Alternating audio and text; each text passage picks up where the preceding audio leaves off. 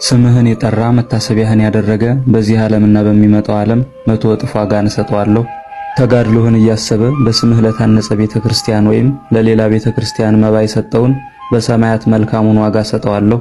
ዜና ገድልህን የጻፈ ያነበበ የሰማ ስሙን በሕይወት መጽሐፍ ጽፍልሃለሁ ብሎ ጌታችን ቃል የገባላቸው ወንጌልን በሚያስተምሩ ጊዜ ከትምህርታቸው ጣዕም የተነሳ ብዙ ሰዎች ወደ ንስሐና ወደ ምናኔ ሕይወት ይሳቡ የነበሩ ግሩማን የሆኑ አንበሶችን እንደ ፈረስ መጻሕፍቶቻቸውን እየጫኑ ከቦታ ቦታ ይንቀሳቀሱ የነበሩ በአርማንያና በኢትዮጵያ ወንጌልን የሰበኩ በተጋድሎ ጸንተው ከተወለዱ 80 ዓመት ሲሆናቸው በመስከረም 18 ቀን በክብር ያረፉ የስማቸው ትርጓሜ የጌታ ደም ግባት ማለት የሆነ ታላቁ ኢትዮጵያዊ ጻድቅ ከፋሌ ባሕር አቡነ ኤዎስጣቴዎስ ዛሬ ታኅሳስ 15 ቀን አጽፋቸውን በባህር ላይ አንጥፈው ቅዱስ ሚካኤልና ቅዱስ ገብርኤል ባህሩን እየቀዘፉላቸው ጌታችን አብሯቸው ተቀምጦ ከደቀ መዛሙርቶቻቸው ጋር ሆነው የኢያሪኮን ባህር የተሻገሩበት ዓመታዊ የተአምር በዓላቸው ነው።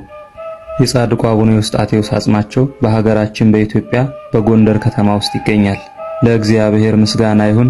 እኛንም በጻድቁ ሐዋርያ አቡነ ኤዎስጣቴዎስ ጸሎት ይማረን፣ ይቆየን።